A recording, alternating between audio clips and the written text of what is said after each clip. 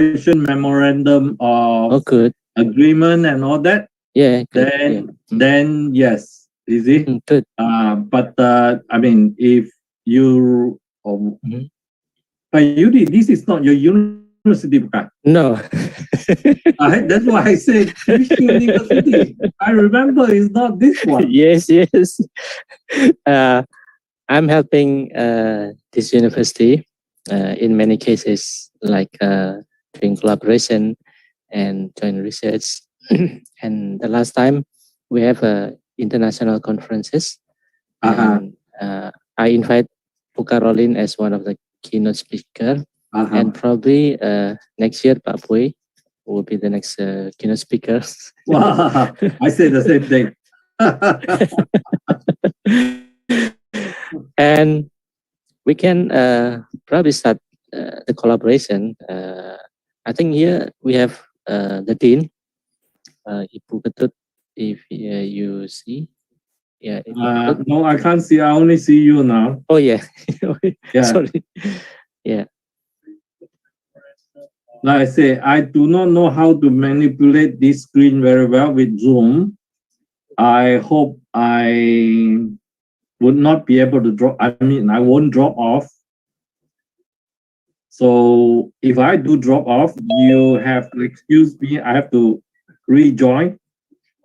Yeah. I think we have our dean here, Ibu Ketut. Good afternoon, Ibu Ketut. Selamat siang, Ibu Ketut. Good afternoon, Prof. Booi Kam. Welcome to UPN Veteran Jawa Timur. For your information, Pak Booi, Ibu Ketut, she is the dean of computer science, and we also have Pak Basuki Rahmat. He is the vice dean, I don't know, academic affair, and then Ibu Intan, she also vice dean. Me myself, the alien. I don't know whether I remember all the names, but I remember Dean Ibu Ketut. Yeah, Ibu Ketut. Yeah, Ibu Ketut is in charge as a dean. She also have responsibility to do some collaboration. So we would like to extend our relationship, not only a guest lecturer, but we managed to do something more impactful collaboration. Yeah, and something like I don't know, double degree or joint supervision or under other academic collaboration form that will have mutual result for UPN and also RMIT. So we will talk later. Yeah. Okay. If Pak Booi could recommend us who the RMIT people or key person, or maybe you, who could establish the MOU or formal collaboration for more impactful program. Yes. Yeah. I will definitely. Try follow up later with our dean, and then we see what can progress from there. Right. So I can facilitate. Put it that way. Yeah. Good. Thank you very much, Pak Booi. Pak Basuki, shall we start the program? Okay, maybe Bu Intan will open this guest lecture, and after that, maybe our dean Bu Ketut Sari will open this visiting professor. After that, we'll send to Mr. Wahyudi and Prof. Booi. Yeah? Okay, I think we can start now. Yeah, thank you. Yeah, Bu Intan maybe. Terima kasih Pak Basuki. Thank you. Good afternoon, ladies and gentlemen. Selamat siang, Assalamualaikum warahmatullahi wabarakatuh. Welcome to our special event for today because we have two visiting lecturers coming to our university, University of Pembangunan Nasional Veteran Jawa Timur, to give lectures about mainly information technology or IT.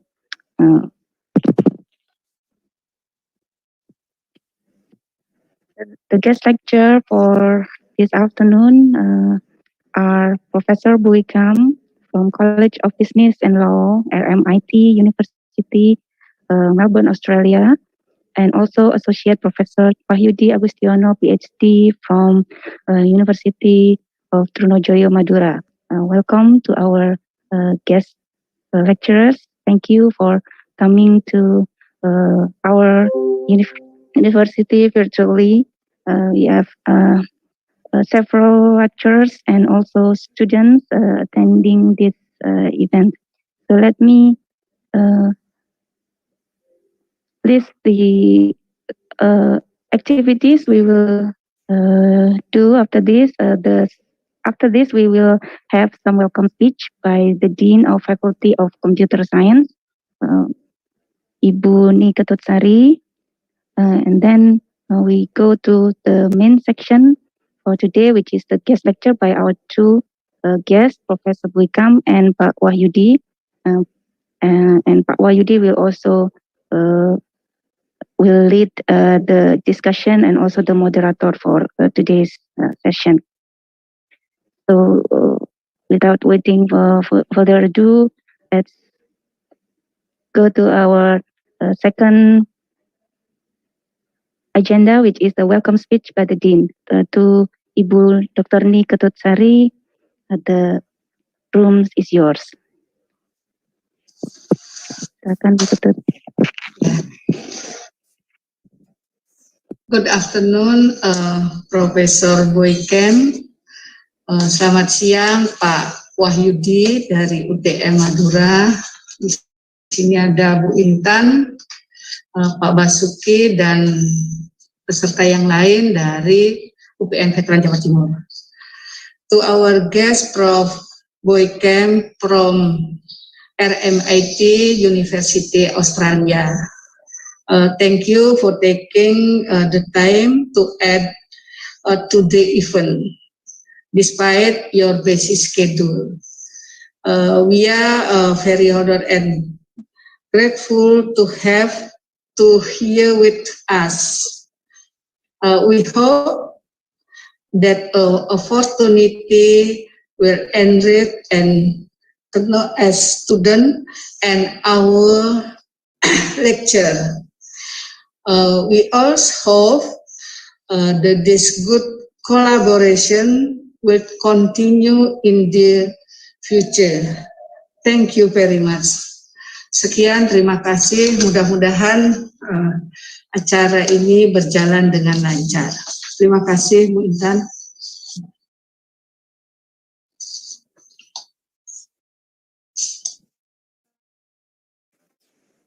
Thank you, Ibu Ni Ketutsari, for the welcome speech.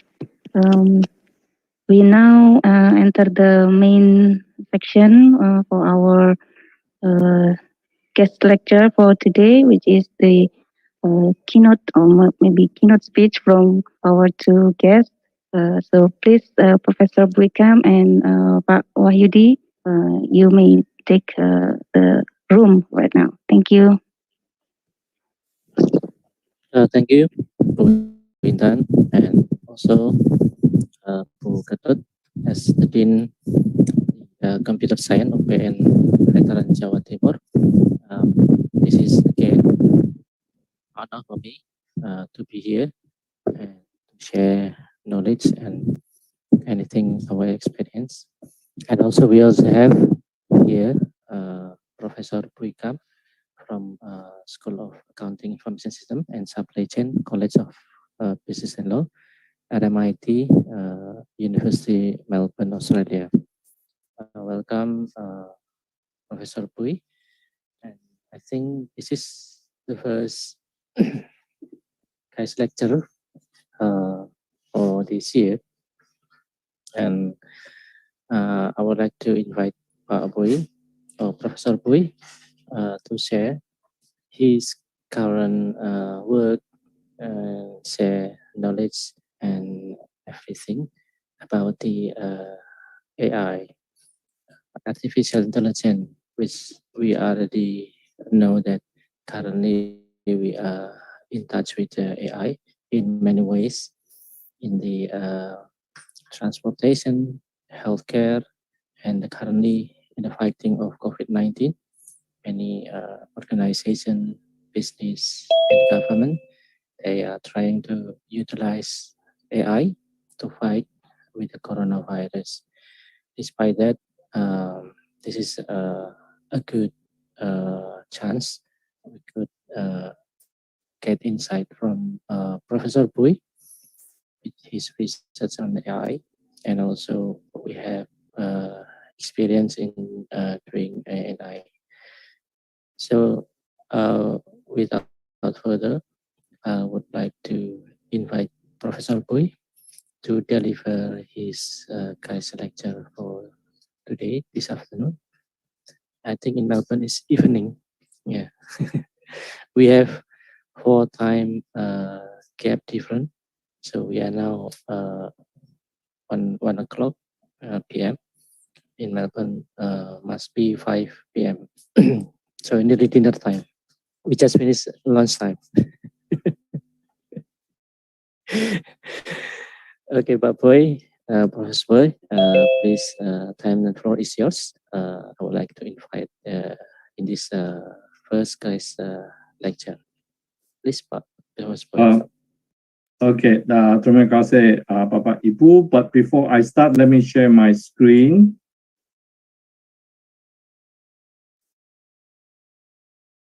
Is my screen visible, Pak? Yes, Pak. It's okay, the screen? Yes, fine. Okay. Okay. Selamat siang, ibu-ibu dan bapak-bapak. I have to say my bahasa Indonesia is very limited, so please excuse me because I cannot do the whole presentations in bahasa. Right, but first off, terima kasih Din Ibu Ni Ketut Sari for the invitation, and of course terima kasih Pak Wahyudi for facilitating or bringing me into this lecture series of Universitas Pembangunan Nasional Veteran Jawa Timur. I'm very, very honored to be able to be involved with this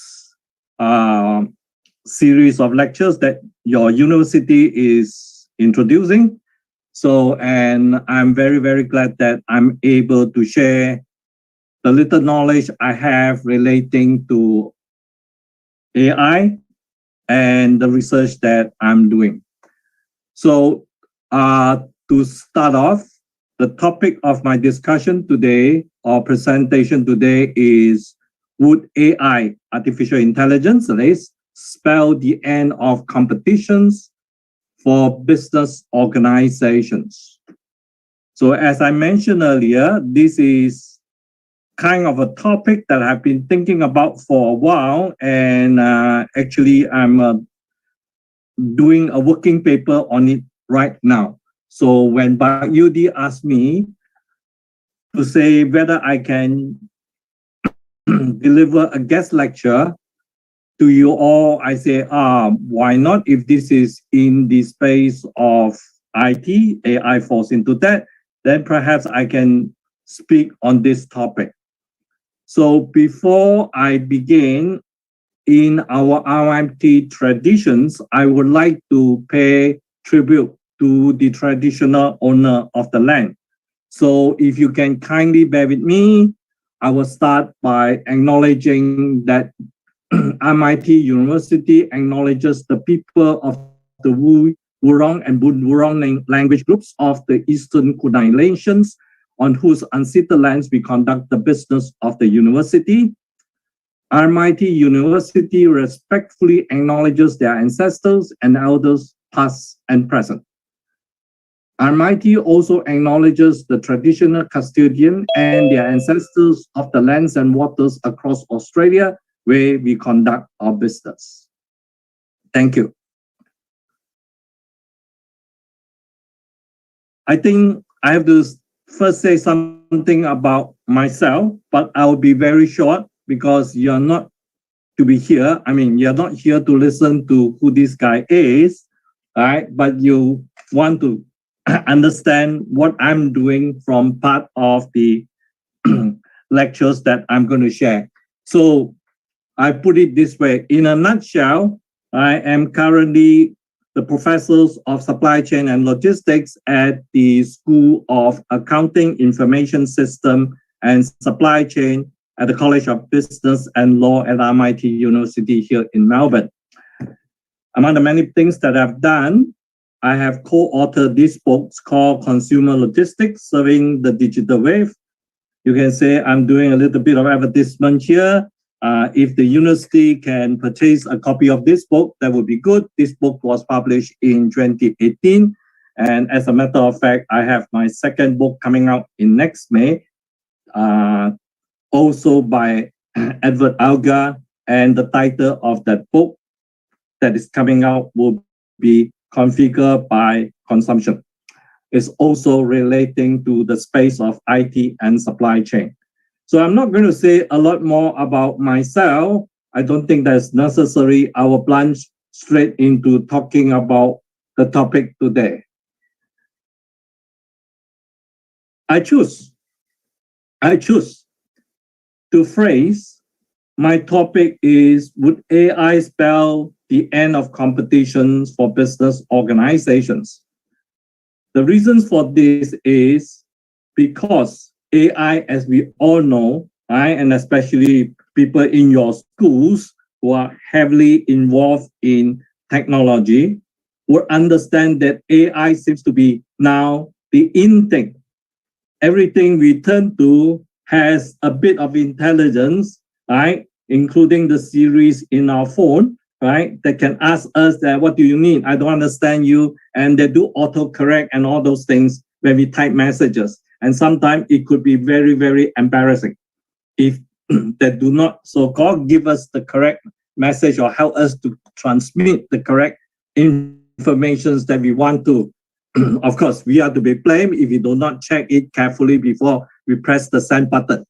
So because of that, because of the prevalence of AI and our strong dependence on AI as such, it has come to a stage where perhaps the question could be asked, if AI were to continue to grow, if AI were to continue to infiltrate every aspect of our work of business organizations, not to talk about our life, just about business organization, then what does it mean? It simply means that in time to come, everybody or every company which relies on AI would be equally competitive.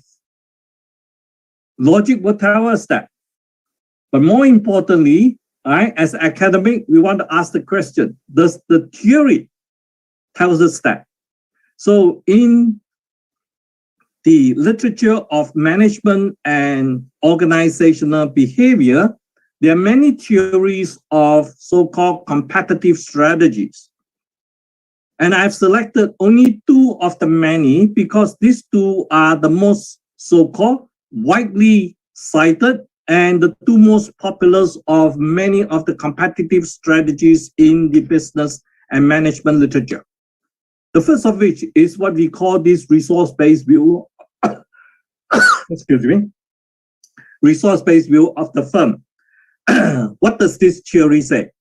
As you can see from the slides here, it says that if any firms have resources which are considered valuable, rare, and appropriate, it can lead to short-term competitive advantage. So just bear with me, let me just explain the meaning of valuable, rare, and appropriate in the logistics field. So I will use examples from logistics organizations. So if a logistics organizations have a few of its senior managers in the company who know people in custom departments in not just their own country, but many countries, what does it mean? So simply means that that logistics firm has a very valuable and appropriate resources for people who need their services, because they are able to connect to customs officers in different countries where the goods import and exports would need custom clearance, understand the regulations, right? And all these procedures that need to be complied, they would know what to do. So this, in a sense, would become a very variable and appropriate resources for firms operating in that space. Now, that resource would be rare, meaning tidak banyak, right? If not many other organizations have that kind of people who have that kind of connections with other customs departments in different parts of the world. So in that sense, it's rare, right? So in this case, this particular type of companies, logistics companies, would have what we call competitive advantage compared to other firms, which may not have as many of this type of personnel that have connections with custom departments in different parts of the world. So they would have the short-term advantage. Why I say short terms?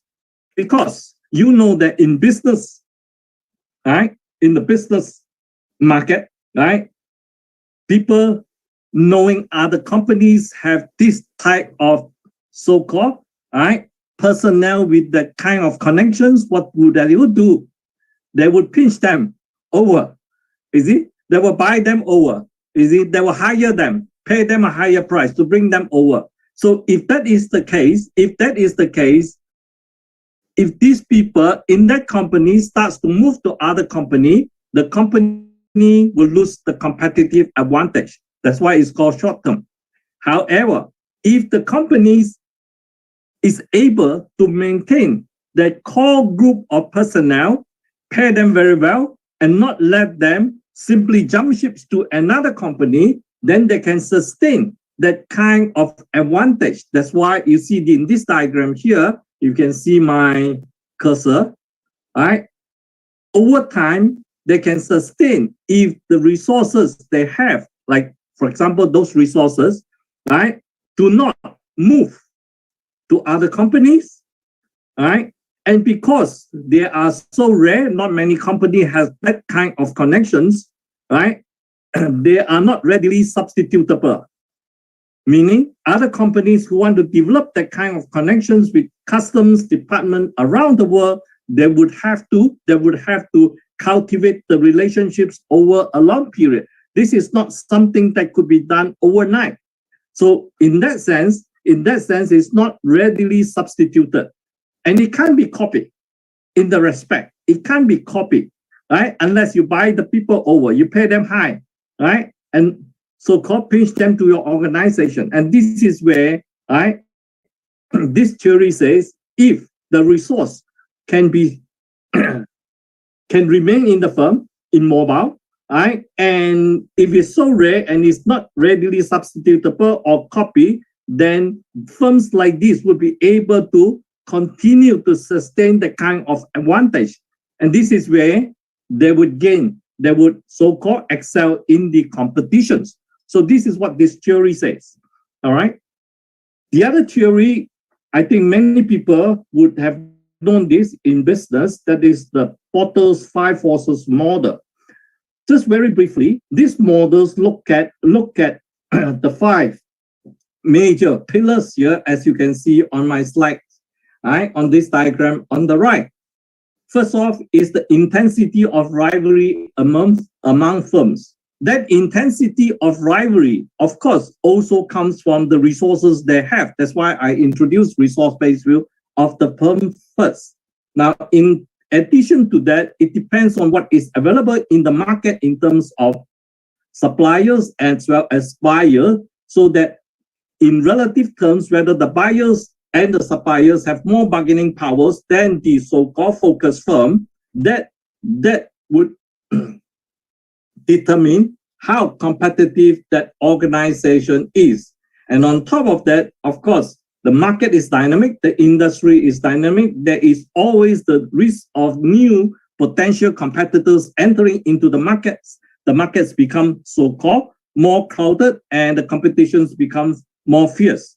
And of course, lastly, it depends on whether the products or services that the company offer can be readily substituted. This is not talking about whether the resources can be readily substituted. It's about the services and the products that they market to the world can be substituted or not. So again, right, these two theories in combinations give us kind of a good overview of how companies can remain competitive based on their internal resources, that is from the resource-based view, as well as from the external market conditions, right? The industries, the conditions, the environment in the industries. So this is the background. This is the background to what I want to say, right? I want to discuss today. So in other words, if AI, as I mentioned earlier, is progressing so quickly, right, and so fiercely, vigorously, that it can help organizations in whatever industries to grow to a stage that they could become equally intelligent, that whatever resources they have in terms of IT and all that are readily copied or substituted by other forms of IT, right? And it's mobile, meaning that you can just purchase it in the marketplace. Then what powers do other suppliers, right, and your competitors have? So for that matter, that's why I raised the question: would AI, right, spell the end of competition for businesses? So this is what I try to discuss today. So to start, I'd like to share with you a story. All right? You are familiar with the story of the three monkeys. I think a lot of people knows what the story of the three monkeys is. Hear no evil, see no evil, talk no evil. Right? But this is not about that. Story is about that three monkeys. That's why you can see I put the little word intelligent here. Three intelligent monkeys. All right? So, of course, this is legends, right? Legends has it that in Australia, we have this trash and treasure market or farmers market. For someone like Wahyudi who has been to Melbourne, I think you have been to one of those, right? Trash and treasure or farmers market. So when there is so-called time of a bad harvest, so farmers may not have a lot of their farm produce to sell, so they bring out some of their belongings to sell. So there was this farmer, right, who brought three monkeys to the trash and treasure market. So he called the three monkeys Noodle, Doodle, and Buddha, as you see on the slides here. It's not a common sight in a farmer's market or trash and treasure market where people bring monkey to display. So his store suddenly attracts a lot of onlookers. A lot of passersby just can't help it and say, hey, what are these three monkeys doing? This guy is not selling anything except three monkeys on his trucks. What is he doing? All right, is that a show? This is the first question people ask. Is it kind of a monkey show? Is going to demonstrate something or what? Is it? So as the crowds gather bigger and bigger grows, one of the onlookers couldn't help it. He says, hey, what are you doing here? What are the three monkeys doing here? The farmer say, oh, very simple. I'm selling the three monkeys. Oh, really? He asked, how much? the farmer say, that depends. That depends whether you are buying noodle, Duda, or Buddha. Okay, tell me the price. All right, the onlooker said. And then everybody was curious. He said, if you buy noodle, the farmer says, is 1,000. All right, we are talking about Aussie ringgit. Is 1,000. If you buy Duda, it will be 3,000. If you buy Buddha, it will be 5,000. So 1, 3, and 5. And of course, people ask, there are 3 monkeys, same monkeys, right? I mean, same size, same breed, and all that. What's so special about it? He said, well, you will see. Noodles, right? This monkey, which costs $1,000, he's very intelligent. Because if you buy it, you bring it home, you ask him to sweep the floor, he will sweep the floor. You ask him to go out and check the mails, he will go out to the mailbox, open the mailbox, check the mails, and bring the mails to you. Is he? Very intelligent. See? 1,000. So then, the onlooker said, all right, if he's that intelligent, what about Duda? He said, Duda, he is more intelligent. How? In what way? That's the onlooker said. He said, for Duda, I do not need to tell him to sweep the floor. I do not need to tell him to go out to check the mails, all right? All I need to tell him is, Duda, all right, please clean the house. And he would know, all right, to find the broom, to sweep everything, and he would also take a cloth to wipe all the dust from the tables and chairs, and finish that. He would know part of that job would include going out to check the mail. This is all the things that he needs to do. He knows that, and all I need is one instruction. See, he is more intelligent than Noodles, so that's why he's worth more. Then, the crowd asks, now what about Duda? How much more intelligent is this guy? He said, this guy definitely is much more intelligent. Is he? In fact, I think maybe I should sell it for more money. All right, tell us first. He said, I will demonstrate it. I will tell you. All right, I will demonstrate how intelligent is Buddha. All right, so the farmers took a bag of seeds and split it all on the floor in the market. Then he called Duda down. Duda, pick up all these seeds. So Duda quickly pick up all the seeds, one by one, put it all in his big hands, and come back, show it to the farmers. The farmer said, now you put all these seeds back into the bag that is come from. So he threw back all into the bag. All right, back, you go back to the truck. So now he called Duda. All right, Duda, your turn. So before he called Duda, as Duda was jumping down, he again spilled all the beans onto the floor. And this farmer said, Duda, clean up the mess. Clean up the mess.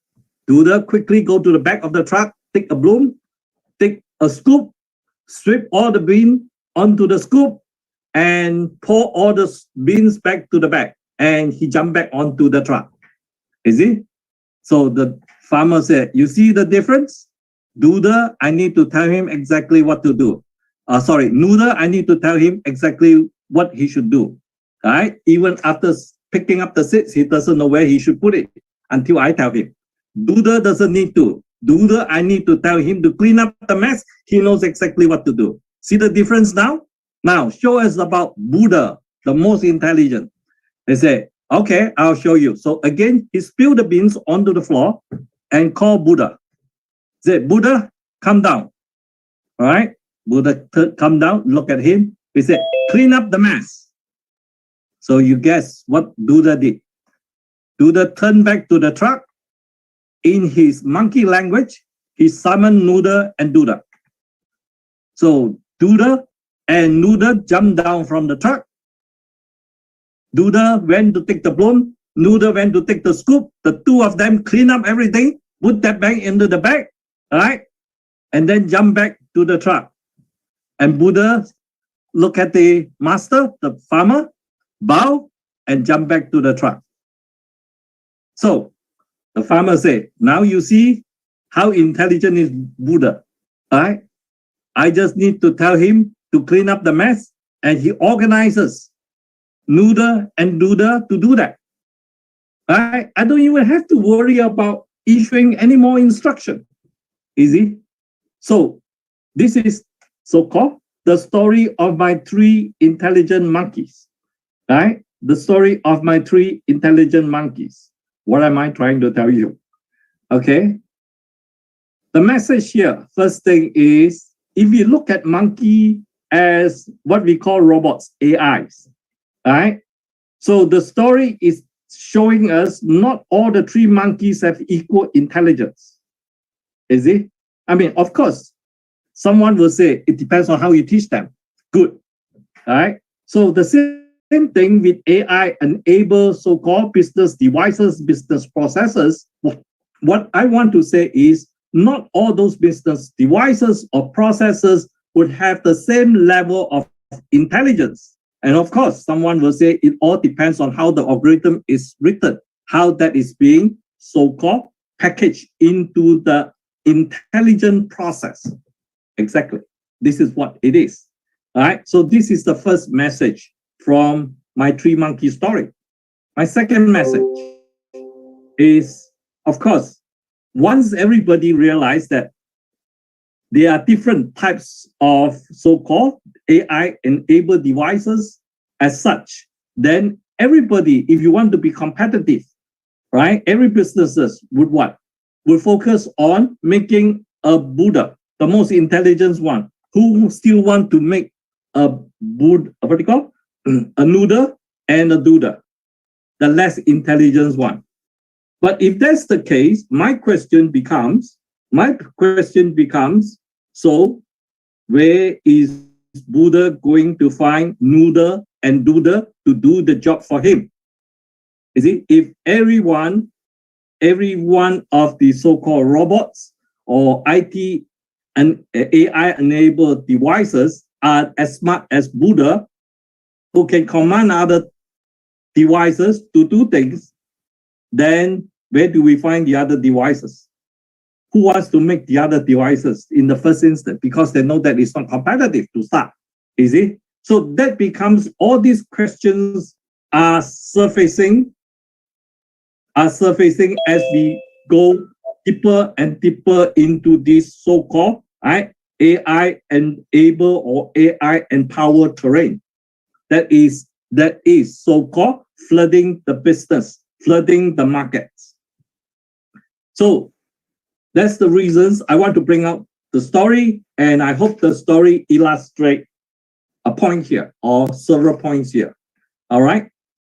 So as we look at the industries, now my examples is drawn from the logistics industry. As I say, because my background is in logistics, and this is the industries that I have a lot of knowledge about and I'm passionate about.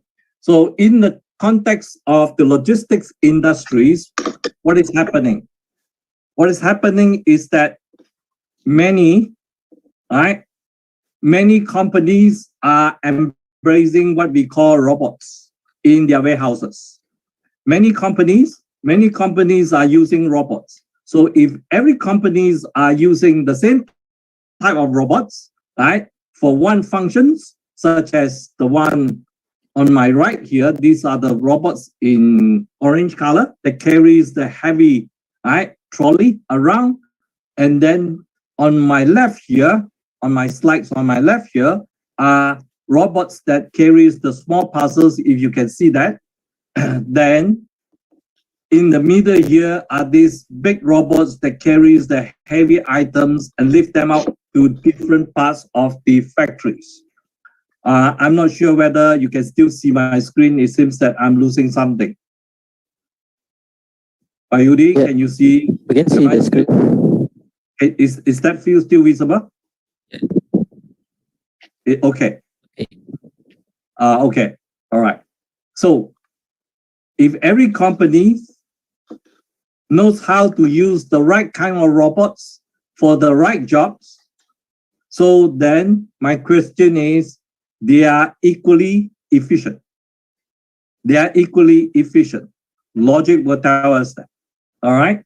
So that's why I put on the title of my slides, AI or robotics, which are so-called empowered by AI, is homogenizing capabilities within organizations.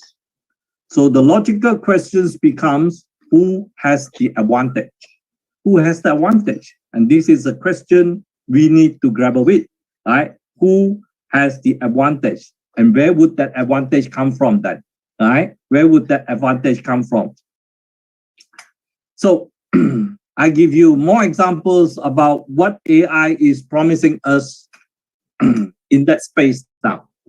Of course, many of you would have heard about this story already, right? The Google AI beats the gold champion in 2016 in 5 sets. Out of 5 sets they play, the human champion, right? The human champion only won once. AI won 4 games out of the 5. See? So now if the human champions can lose to an AI, right, driven algorithms in this game, what is this telling us? This is telling us that our intelligence, perhaps, our intelligence, right, is losing to the intelligence of the artificial object, the artificial artifacts, right, that has been given this kind of power. But that seems to be the case on the surface. Is it true? Is it true? Right? So these are the questions that are in my mind. That's why I say this is my work in progress conceptual paper that I'm looking at the moment. So the question becomes, on the surface, AI is more intelligent, could be more intelligent than humans if they are programmed properly. Is it? So it's just like the case of the Buddha in the 3 intelligent monkeys. Okay, so the same thing in sports. I don't have to go into very specific examples. In sports, right? In sports, a lot of the big clubs are actually studying the best sport person, the best team, and trying to understand how they play, the moves, the athletic abilities, how to imitate those. And try to use those and program into what is called big data analytics and devise again, maybe, right, robots who can perform just as well, or if not, just program performs to perform, program robots to perform them. If it's not that case, then at least they can use the big data and say, we can now use this same approach, right, to develop the athletic abilities of our team players, then we can, right, be the most competitive in the world. Now, again, the question is, if one team can do that, all the other teams can still do that, right? But competitions in whatever games are telling us, right, everybody would know how to use all these big data, all these algorithms now, I presume, right? But why is it that some teams are still playing better than other teams? There must be something else. So there must be something else. So the question is what this something else are, and this something else must be something that we can say, right? We can say AI, the arrival of AI would not necessarily end so-called competitions. Competitions will still be there. So these are the questions that are so-called flowing in my head, and that's why I use these examples. All right. So in the context of medical AI, among many other things, this is one field that AI has been used very, very, what do you call that? Aggressively. So the questions becomes, All right. First, there's so much data in the medical field, right? The important thing is to get the right data in the format that the doctor thinks or the physicians think that is most usable, most variable, most useful in terms of helping them to diagnose a disease, right? Or come out with an antidote that can tackle or arrest the disease. So such as the COVID situation, right? The COVID situations. Yes, there are a lot of data available, but it still takes time to bring the data into what we call a coherent, usable format. All right. Then when we talk about dealing with data as such, it's not just in the medical field, there's all these issues about data privacy and regulations that comes into the picture. Different countries have different regulations concerning privacy laws, right? Personal data and so on, let alone medical data.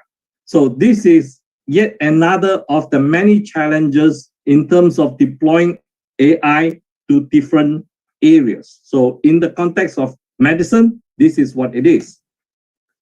And two other things which are most important is the explainability. This is not an English word, but right, that's the best word I can so-called sense to summarize it very quickly. The explainability of the actions. You give it to the so-called AI, and AI, after sensing all that, just like the AI who play the Go game, will say, let's make this move, right? But the AI doesn't explain why make that move. The AI, after studying all the patterns, knows that these will be all the so-called counter moves after my move that the human player will do. So the AI will just say, make this move. But the human hands who follow the instructions of the AI to make that move does not quite understand why that move was made. That's why the explainability part comes in. So to me, this is a black box operations. Is it? It's like a black box operations. We know that it works maybe, but why it works? Of course, we need to see the results. But why that particular action? Then that becomes something that we need to understand in order to progress. In order to understand what AI is trying to do before we can so-called program the next AI to be more intelligent in that respect. Is it? All right. And the last thing is, of course, just with anything else, especially in medical AI, the question of trust. If any one of us, right, needs an operations and the hospital is saying that today the surgeon who is operating you is, right, AI, this AI called Duda. Would you want to accept the AI? Right? Do you have the confidence about the AI doing it rather than your human doctor? So this is the question I think we will be faced with eventually when AI takes over many of these spaces. So these are just some of the many challenges in the context of medicine, one particular field, right, that AI seems to be so-called projecting. So these are, of course, questions that we need answers to, we need to grapple with. Oh. All right. So I give you another examples. Now this time, this is a real story. This is not my 3 intelligent monkey story, right? This is a real story. This is a real story. This is about US Airways flight 1549, which eventually landed on the Hudson River, came out in a big news, and there was a movie made about it. In case you haven't seen it, all right, please Google. I think it's called Sorry. That's the captain's name. All right. So what happened? Just let me briefly so-called use this map here to explain to you what happened in case you have not followed the story or you have not watched the movies you're not familiar with it. So on January 15, 2009, US flight or Airways flight 1549 took off from LaGuardia Airport in New York, right, at 3:26 p.m. with 150 passengers, 5 crew members. So as soon as it has taken off, within about less than 2 minutes, it so-called encounter what is called bird strike. There's a big crop of birds flying. You can see on the green color here, flying through its flight path, right, and got sucked into the 2 engines that disabled or crippled the airplane completely. So it took something like 30 seconds. You can see here 15:27:11, right, and 15:27:41, something like a good 30 seconds before the pilot decides that it has to turn back. It realizes at that time, in that 30 seconds, it realizes that the 2 engines are totally out of actions already, and there's no possibility of continuing the journey. In fact, it's getting into a very dangerous situations. The pilot say, we have to turn back. And that's where it makes a turn back. You can see the red dotted line with the airplane icon here is making a turn back. And of course, if you watch the movie or you so-called scan through the video, you can see that there's a lot of conversations with the control tower. Control tower at the original airport, LaGuardia, as well as the alternate airport later. So what has happened is the pilot quickly make this sharp turn, and then contacted the airport control tower and said that they have been hit by birds. The engines are not functioning. Both has been so-called disabled. They need to quickly come back to the airport and seek landing permission. So the LaGuardia airport is basically telling them, yes, we are clearing whatever runway for you and so on. Then the captain also asked, is there an alternative airport closest to LaGuardia? LaGuardia, that's the airport that they took off. And they were given, right, so-called these informations by the control towers that this alternative airport, as you can see on my leftmost here, Teterboro Airport here. It says that you can make it to that airport if you are closer to that airport. So the control tower at LaGuardia Airport give the pilots the alternative. But the pilot, as they talk, of course, the planes continue to fly, right? As they of course cruise through along the side of this Hudson River in New York here. The pilot basically said, no time. We have to land in the river. We have to land. So you can see that from 3:28 when they make the turn, and when they finally landed in water here, is only 3:31. It's a matter of only 3 minutes. It's so-called a matter of make or break decisions, and the pilot has to make the decision and landed the plane on the Hudson River. Of course, the good news is all passengers are safe, no fatality. There's some minor injuries or whatever, I can't remember the details. So of course, that triggers when the plane landed on the river, which is not meant to be, that triggers an investigation by the National Transportation Safety Board. And the first question the Transportation Safety Board wants to know is, why is the pilot, right, or why did the pilot make the decision to put the plane onto the Hudson River instead of flying back to LaGuardia Airport? Right? Is that a possibility? Meaning that if the pilot does not make the decision of landing the plane on Hudson River, can the pilot actually turn back and land on LaGuardia Airport, or alternatively land on Teterboro Airport? Of course, that question can only be answered through simulations. All right, so they did the simulations. The National Transportation Safety Bureaus did the simulations, and here's the results that's shown on my right here. Out of the 13 simulated returns to LaGuardia, only 7 succeeded from that simulations. And out of the 2 simulations that did the landing at Teterboro Airport, only 1 succeeded. So that was the result. So in other words, it's not a sure thing.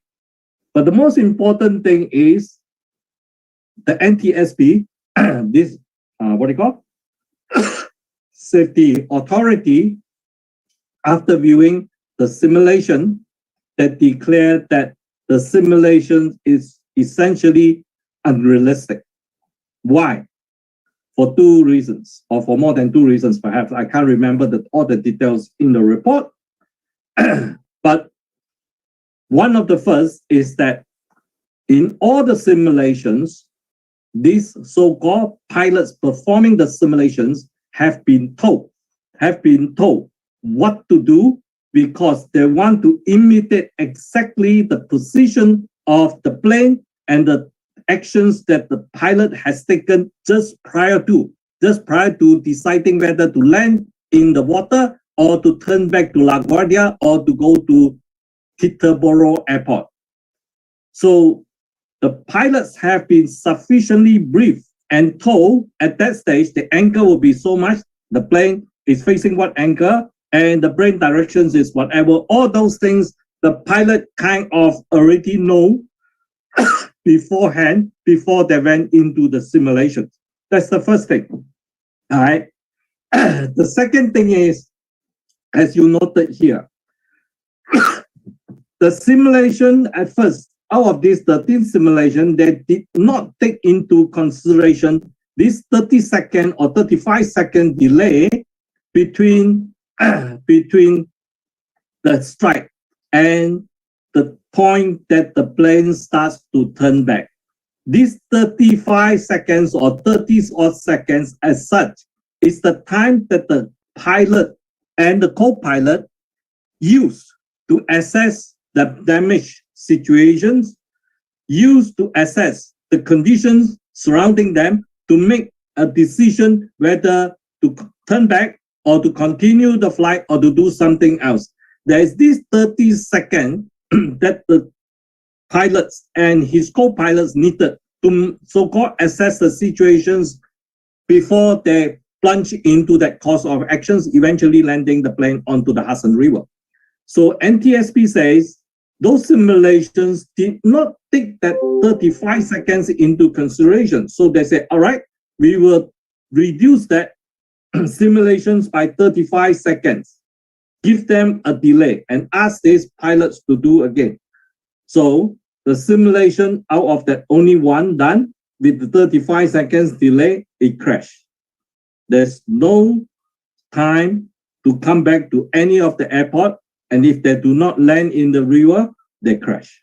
So that was the outcome. So in other words, the story here, NTSB found the pilots and his co-pilot did whatever they can, and that they make so-called the plane safely landed in the Hudson River. So of course, the 2 pilots will not consider having done anything wrong in that sense. All right. Now, after telling you this story, what is my message here? My message here is summarized in my questions on top of my slides. Can AI replace human judgment? This is a situation where it's not something that occurs every day. So it's very hard to train AI to say that in a situation like this, what should you do? Because as you know, I mean, most of you, if not all, I suppose you're better than me in understanding AI, all right? Because you're all from the IT department. I'm not. AI are trained on what is called patterns, trained based on precedents, trained based on what has happened before, then they see the pattern, then they follow that. Is it? Now, this kind of situations doesn't occur every day.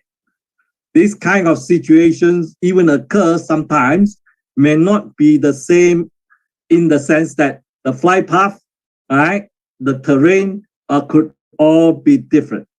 So all these are factors that have to be so-called bring into considerations when making what is called a decision, what to do with the plane. And there's not much time in this. So you can't have a lot of training. You only have, you can see that about 3 minutes to land the flight. Otherwise, it will be disastrous. So this is not a situations like the Go game, right? Where the AI understand how the game is played in the first instance through watching how it is played many times, and very, very specific to the context of that board game. Very, very specific to the context of that board game. And also within the rules of the Go game, not some other rules. It's all about the rules in the Go game, is it? But in these situations when you have to land the plane, right, taking off from a particular airport, the rules are not necessarily the same in another situation, in another context. This is what I'm trying to say. So the questions, that's why I put it as, can AI replace human judgment? So just to understand that process, to put my argument further, right, I kind of drawn this, what I consider is a conceptual view of the AI process. Just let me explain very quickly, right? So typically, as we interact, just like, for example, we interact with the phone, we interact with a website, right? So the website, the machines behind that, right? Or the, what do you call, or the apps, if we interact it on our phone, the apps will be crawling the data, right? Based on our interactions with the phone. That's when we interact with the artifacts. So all the users interact with the artifacts, all this data will go in. And all the interactions between the users would also go in through the apps or through the, right, to the websites. And also all the observations that the user has of other users interacting with the apps or the artifacts, right? And they mimic that if that is the case, and the machines can also pick up. So the machines, of course, is very intelligent. That creates a big data, right? That creates a big data, a big set of data. And that's why, as you all know, we call it big data these days. But as we say, in the case of the medical field earlier, we need to make sense of those data. Is it? We need to make sense of those data. We need to so-called first ask the questions, are all the data relevant for what we want? So we have to sift what is called all this data, right, through and decide what is relevant, what is not relevant. And for that, I call it information. From data, we transform it to information. Information, in other words, from my perspective, I'm looking at it as different from data in the sense that informations that we want will be relevant to us. So it needs to go through a process of what we call filtering or screening, so that we distill all the noises, right? We draw all the noises and only pull out data that's relevant to help us. So from there, with the information that we get, we say, all right, what does all this information mean? So we start charting them, we start analyzing them using different techniques. Then it gives us the insight. When something happens, something else happens. And this seems to be going up and then coming down again. Why? So we can see that kind of results. That is the insights going on. And from those insights, right, we ask the next question, how can we make use of these insights? Of course, when we ask that question in the context of business, is to say, how can we make use of these insights, right, to help us, to give us knowledge, to decide what to do, so that we can so-called gain competitive advantage, so that we can benefit from the knowledge. So in this middle circles here, that's where you see right? First circles I put as red, and this is the part where a lot will be done by data analytics and machine learning. Machine can do it much better than the human, right? Because they have super memory, they have super computing powers that can work much faster than human power, right? But when it comes to this stage, when the insight has to be so-called translate into knowledge to help human to decide where to zoom in, to make so-called use of the knowledge to get benefits, to increase productivity, efficiency in the case of business operations and whatnot, then this is a place where organizational learning, if you don't call it human learning in the context of organization, we call it organizational learning, and machine learning have to come into so-called play jointly. So this is where I put as a different circles. That's the reason, then you can see why I put a sharp turn here in my diagram, because this is the part where I think human intelligence need to be injected jointly with machine learning. We can benefit from machine learning, and we can also so-called inject our own judgment into the process, given the state of the technology at this moment. Now, if AI becomes so intelligent later, they can actually so-called program another AI, an AI programming another AI. Now, at that stage, perhaps it's very dangerous for us. I do not know. Is it? Because they would be creating, superhumans in that sense, that we cannot challenge. So now, at this stage, once the knowledge is so-called distilled, and we are able to review and make decisions and implement those so-called actions, then we can see the outcomes and learn from the outcome, and then this becomes a cycle of learning. So this is where I say this is where organizational learning has to come in and has to be able to benefit from what AI is giving us in order to help us to feed back into the whole process of designing the next generation of AI. This is how I see it. So why am I saying all that? Partly, I've been analyzing these what you call Gartner hype cycles, right? So just an illustration in 2019, for artificial intelligence, you can see that I circles 5 of them, or AI cloud services, data labeling, intelligence applications, chatbots, and machine learning. They are at the stage of either what is called innovation trigger, that means just taking off, or they are already at the peak of inflated expectations. That means there's so-called highly popular, doing a lot of things, and people essentially, or business essentially thinks that they can get a lot of so-called power or potential out of it. So they reach that peak. And then when it's this, the trough of this illusionment simply means that whoever is using this, the users, the producers, of this kind of technology, essentially is seeing that these technologies are so-called are not that useful. Our perceptions of their usefulness is limited or whatever. So that's why they went into this trough of this illusionment. So in 2019, when you see, I picked all these 5, they are actually either at the stage of innovation triggers or peak of inflated expectations. By 2021, just this year, CVEC AI cloud services, just within a period of 2 years. From innovative trigger, it has become, so-called at the downward slide towards the trough of this illusionment. So data labeling and annotation services, it has also been dropping. Machine learning, it was here just at the at the border of the inflated explanation and the trough, has dipped a little bit further.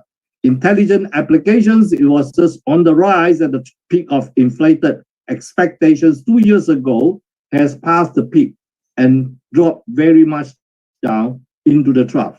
And chatbots, from the peak, it has gone right to the bottom. So this is what is telling us. In other words, the utility or the power or the usefulness of this AI for different things, seems to have very limited what is called span of utilization or utility based on what the Gartner hype cycle is indicating. All right. So that's why it prompted me to ask all those questions I asked earlier. So this is where I come back to. All right. My topic is, would AI spell the end of competition for business organizations? So, of course, I'm happy for anybody to post questions relating to this. I'm asking you, right, meaning the participants here, what is your verdict? All right, you may differ from mine. It's fine. All right, I also want to learn from all of you. So that's why I want to post the question, what is your verdict? Especially coming from someone with IT backgrounds that I'm not. Okay, that I'm not. So my take at this stage, not a conclusion. I will not say a conclusion as yet. That's why I told Wahyudi, right? This is my work in progress conceptual paper still, right? So I think the answers, right? The answers to that so-called not ending the so-called spell of competition lies in how human and machine can collaborate, as I've already explained. Right? And going back to the two theories, how can organizations or business organizations as such could maintain their competitive advantage if everybody else in the market, everybody else in the industries is also embracing the same level of intelligence, meaning the same level of AI, just like the three monkeys. Everybody is buying the most intelligent monkey. So where can that competitive advantage come back? So my thinking at this stage is, how good is that mix between the human and machine collaborations? So in other words, how good is the mix will give us the answers to the competitive edge. This is what I think at this stage. I could be totally wrong. I do not know yet, and I do not have many proofs except the examples I've given. So this is what I would like to share with you. And all right, I think this is the end of my presentations, and happy to take questions. So following the Indonesian way of saying, am I right to say this? Please correct me. Sekian, terima kasih. Thank you, Pak Booi, for the very. I'll stop sharing. That's correct word. Yeah, I think 3 more guys lectures, you will be able to speak Indonesian. No way can I speak Indonesian. No, it's like AI. AI, yeah, I have to be trained. I have to be trained.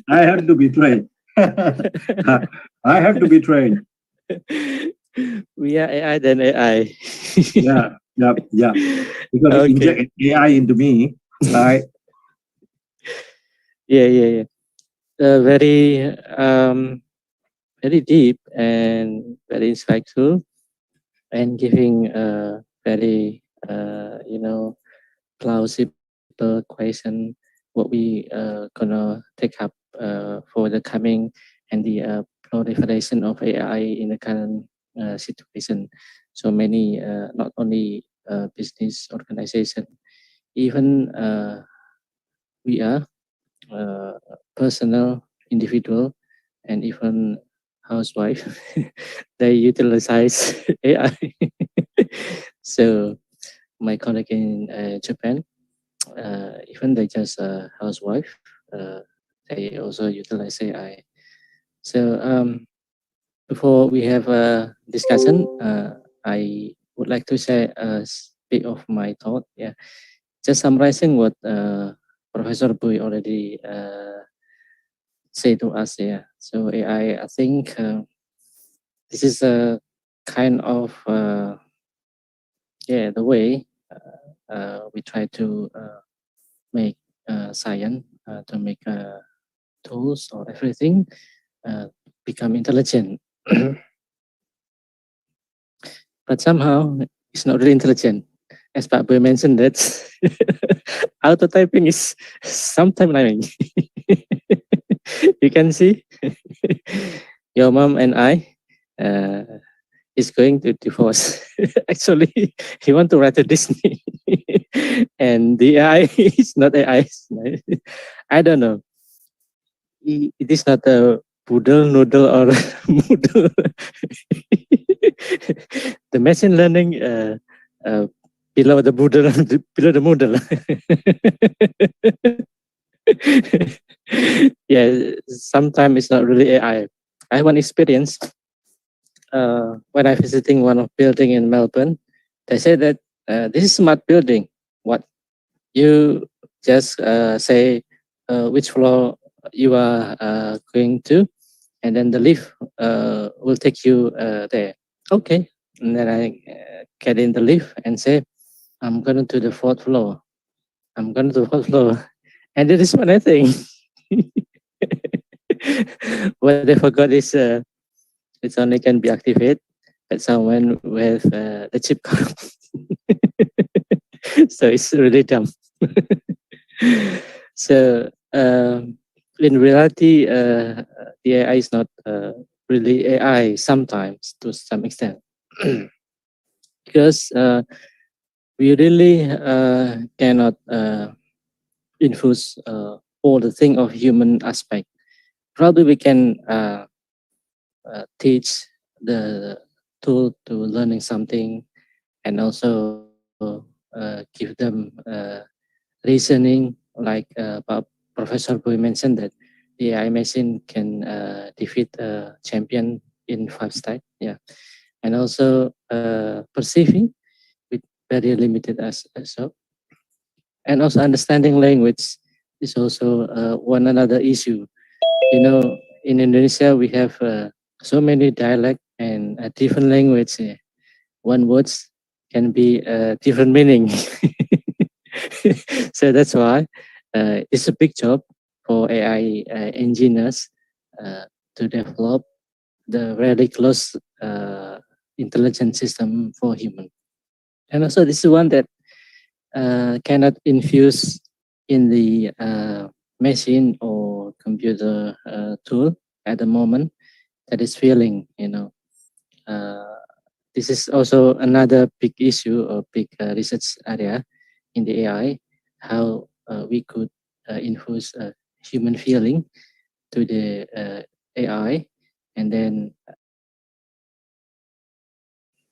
can like emotionally respond or whatever like a human. Yeah. So, but above all, AI is real. We have also many example we already mentioned, like here. Sometimes we really need AI when human appearance or human role can should be replaced because of the advance of the computer system. Like in the situation where human cannot assist, then AI could be present there. And Professor Wu mentioned that the ability of computation will much better than human computation. That's why AI should be there.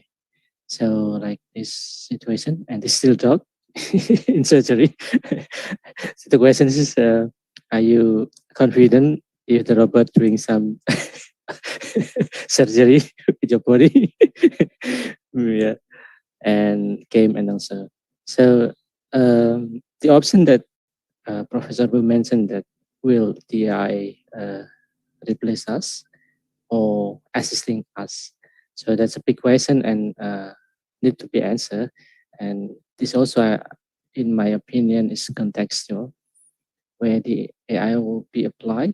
Then something like consideration should be made in order the AI application appropriate. So that's I think a bit of my thought. So I would like to invite my colleague who already attended here. if you have any question or something that you want to raise, we have Professor Booi here. Yeah, I think there's a question for me here. Yeah. He says that can AI detect where their own shortcomings are, right? And or they just use data to improve their accuracy or without detecting flaws beforehand. Mm-hmm. Now, with my very limited knowledge on programming, right? I'm not IT specialist. I have to say that. Maybe Wahyudi can answer that better. But with my very limited knowledge and understanding of how AI works based on what is called seeing different patterns. All right. So the definition of accuracies or improvement is a matter of how human has so-called feed the data to the AI machines or machine learning so that AI appreciate changing this means improvement. Changing these other ways means a decline, right? Unless so-called they have been trained, right, over and over again to appreciate what is considered improvement, what is considered so-called decline or degradation, then it's very hard to say whether they can see their own shortcomings. So the answer is yes and no. That's all I can say. Yes, in the sense that if they have been trained sufficiently, they will realize, just like the AI who play the Go game, right? They will realize that if I make that move, that guy can counter this way, then eventually at the end, I have no more moves. You see, then I will lose. So they understand where their drawbacks are in that respect. Now, if in another situations, right, just like the landing of the airplane, right, and if they have not been trained to say that if you land on the what do you call the river, then there's no good. It has to be go back to the airport. Then they would realize that then whatever they do, they have to find a way to go back to the airport, right? But if they are not told, right, that even on the way back to the airport, if something happens, then there's still no good. They will not think that way. They will just still think that going back to the being able to get back to the airport and land, that is good. But right, what about so-called fatalities? What about injuries? What about halfway it crashes? Right, but the plane landed. It's landed, right? But the plane can be totally damaged. So unless these things are so-called factored into the what do you call it, the learning process, so I think, to me, I think is very difficult for AI to appreciate that those contextual differences, right? So this is how I see it. Okay, so Wahyudi, you may have a different answer. Yeah. Thank you, Booi, for the insight. It's I think that would be Booi correct. There will be different answer. It could be yes or no. It depends on the situation and what they use. But to me, it depends on the engineer. If they if they have really consciousness how the AI or the machine will work, and they will infuse so many, let's say, algorithm procedures or level of intelligence, whether they want to be Moodle, Doodle, or Google. So I think one way can answer the engineer, and probably the use of the use of the AI, whether that will be used for really whole process or partial. As Professor B mentioned that some AI can teach other AI, so there will be another AI. So if that's the way, so I think there will be the answer yes and no. But to me, it's overall depend on the expert, the engineer, how they're going to build the AI for. That's my opinion, probably, because I'm engineer, so I'm thinking from the perspective for engineers. So what I'm going to do this AI, whether I want just Moodle level, Google level, or Doodle level, then every level of the intelligence, I can put some effort on make any effort to make them what I intended to do. So, yeah, that's my answer, Pak Boy. Yep, thank you. I said you are the you are more technical than me, Yes. right? So Yeah. what do you call? My understanding is strictly based on what I have come to know how AI is so-called being trained. But Is it how sometimes AI is being trained? it's not only the technical matter we have to consider. Sometimes like social thing, moral and norm, social norm that really guide the human behavior in some part of the area of country. That also limited how intelligent an IE will be developed. So let's say if you have a very precise software game in poker that was gambling, Yes. Yes. but if you install Indonesia, then it's a big no. But in part of other country like where the kind of game is allowed, then it's be fine. So I think another consideration is also non-technical thing where guiding the people life. Yeah. Yeah. Like Yeah, maybe the rules of the laws of the country, right? The cultures, yes. right? The social norms, the customs, the habits, these have to be taken into consideration. So if the AI is trained in America, assuming, right? Of course, that's where the most advanced country is. It may not be suitable when it comes to Indonesia, in the sense that the culture is different. Yeah. Right. So there might be. I mean, I think you can sense what I'm saying. I mean, I can't pick very specific examples, right? But the culture being different, then things will be different. Then AI could be coming back to talking about, right? Whether they know how to improve themselves depends very much on whether they have been trained. Right? Whether they have been trained, what is considered appropriate and not appropriate in social etiquette in country A versus country B. Yeah. So this is very important, and I think that one will take a long time, because even we humans, we understand our own culture, we understand so-called the rules of our country, but we may not be aware of the culture of another race, even in the same country. Yeah, correct. You see, so that's a lot of things that needs to be taken into consideration. So that's why I believe, AI is good, but at this stage, it's still a long way in terms of doing many other things. You see?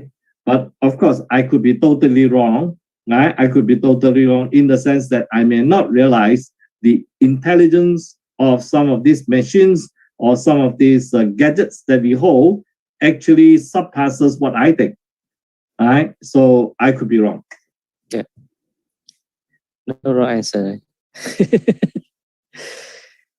There is another question, Pak Boy. I would like to ask Prof. Boy, with your background as supply chain management specialist, currently, how far has AI helped solving problem in supply chain management? Yeah, I can very quickly answer that questions. In many spaces like warehouse, like some of the slides I show in Amazon, in warehousing, it has gone a long way.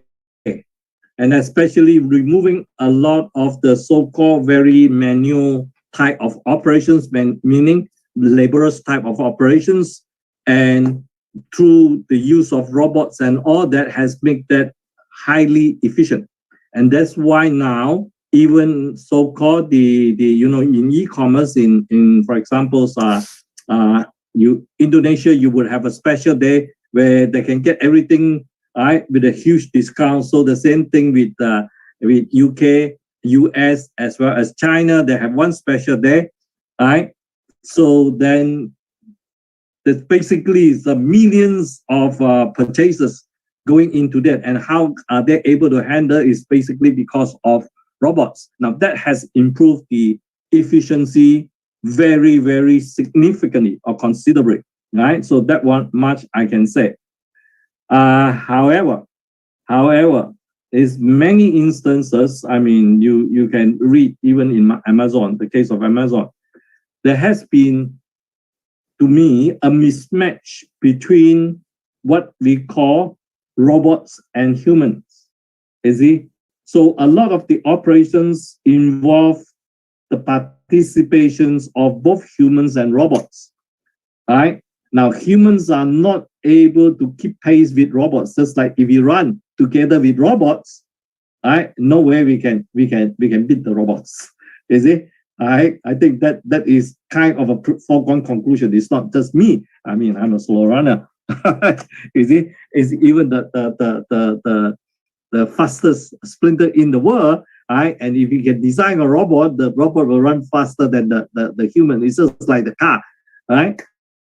So in that sense, certain processes are completed by robots, but certain processes have to be taken over by humans. Then that becomes a bottleneck. Right? That becomes a bottleneck. So no matter how efficient the robots becomes in certain processes, when it comes to the bottleneck, it will only be as fast as what the human can accomplish. You see? And this is one of the biggest challenges in supply chain and logistics. This would be another topic I can talk about. You see? All right. So, and I have plenty of stories I can tell you, but not now. Right?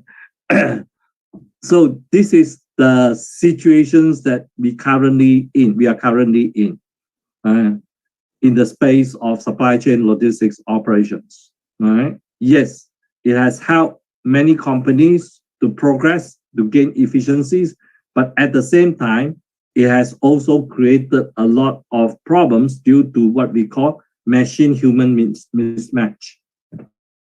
All right. You can read some of these news on the internet about how Amazon workers are not able to cope and all those things. So these are examples that I can point you to.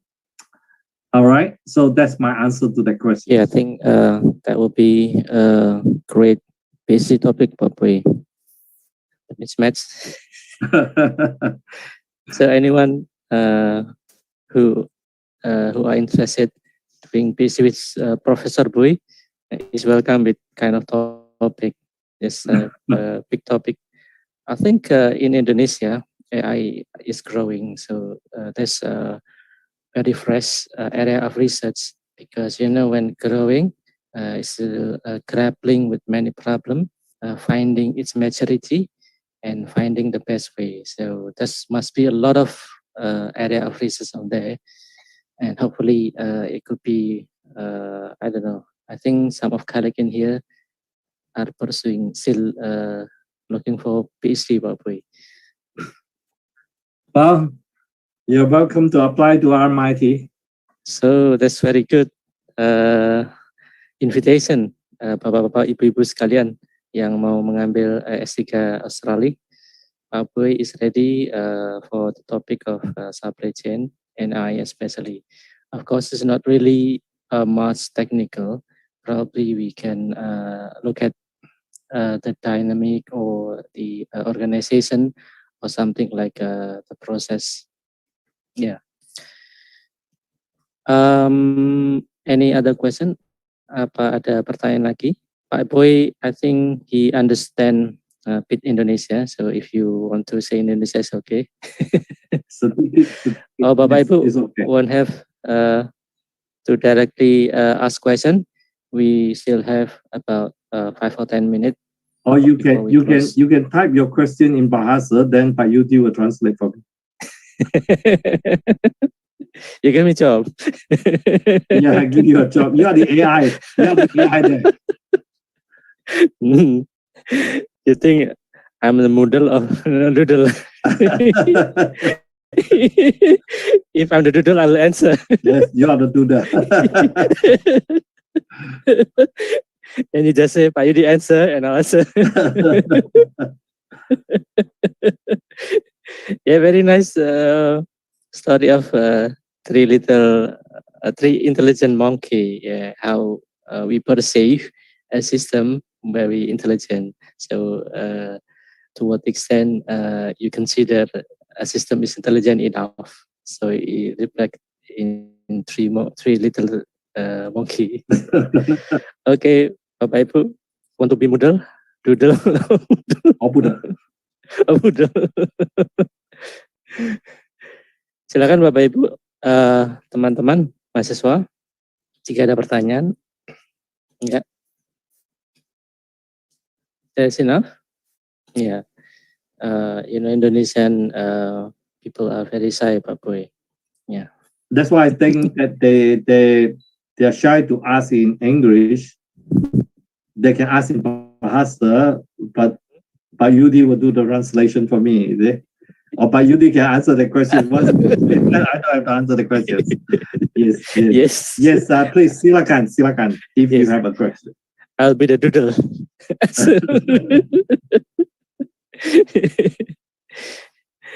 Baik Bapak Ibu sekalian. Ya. Oke. Karena mungkin tidak ada. I think enough Pak Boy. Really give insight, new view of how we see this technology, especially AI, and how we treat them, whether we coexist or they replace us. Hopefully not, but not in the long run. Don't worry. Not in my lifetime. I don't know. Yes. Yeah. Since we have something like regulation, norm, and any other aspect that we still uphold and control our life, is still not replaced by AI or technology. Baik Bapak Ibu, I think we already have really insightful discussion in this evening in Melbourne and afternoon in Surabaya, Pak Boy. Thank you very much for your really inspiring, and this really have give us a new view. But before we end the program, this is Indonesian style. We have to take a picture, Pak Boy. All the participants. Okay. My camera is on. Yeah. Please, Bapak Ibu, camera on. I don't know. The admin or the host can arrange the view, so we can all in one page. Okay, I'm happy. Yeah. This is very rare opportunity to have in one stage with Professor Booi Kam, one of the respected scholar in supply chain management, and also Professor Booi very often come to Indonesia, especially to Surabaya. He in some occasion give lectures to ITS, Pak Booi, if not. Yeah, last time ITS. Then the other one is Ibu will know the name, not me. Two uni. Yeah, next should be UPN. Yeah, UPN. So I think it's UPN. Yeah. Close to ITS. So yeah. We have Ibu Ketut as the dean. She will be very happy to welcome you in this university. Thank you, Ibu. Oke, Bapak Ibu sudah siap? Monggo host atau siapa yang punya ini untuk mengambil picture. Bapak Ibu, kamera on. Okay, please turn on the camera. Okay, we only have one page. Yeah. Okay. Sudah? Okay. I think done. Screen capture done. Okay, thank you. Thank you very much, everyone, and also Pak Boy especially, who are keen to attend our invitation. Thank you Thank you very much. Ibu Kedut, mungkin ada yang disampaikan? Terima kasih Prof. Pak Wahyudi dan Prof. Booi sudah memberi sharingnya. Mudah-mudahan nanti setelah dari ITS bisa mampir ke Surabaya, ke UPN, Pak. Thank you, Prof. Thank you. Thank you, Pak Boy. As we discussed earlier, we hope that it's not the end of our partnership. We hope we could do more better and more impactful partnership in the future, like doing some MOU or something else, because we believe that the pandemic is going to over. So you are welcome to come to Indonesia. I hope I can travel soon. Sure. Okay. Okay. Thank you very much. Thank you for inviting me. Terima kasih. Terima kasih. Saya kembalikan Bu Intan. Terima kasih Bu Intan. Terima kasih Pak Wahyudi. Thank you. Thank you. Bye-bye. Thank you once Bye-bye, again for Pak Boy. Professor Booi Kam and Pak Wahyudi for delivering such interesting speeches on the topic of AI and bring new insights on the role of AI in organizations. Very well. With that, this session of guest lecture has come to an end. Thanks again to all participants. Thank you for our guest speakers. We hope this lecture can bring benefit to all of us. See you in another series of visiting professor sessions in Faculty of Computer Science. Good afternoon. Wassalamualaikum warahmatullahi wabarakatuh. Selamat sore. Thank you Pak Boy. Take care. Bye-bye. Terima kasih Bapak Ibu sekalian. Thank you. Terima kasih. I was muted. Sorry. Yeah. Thank you Pak Boy. Thank you. Bye-bye. Bye.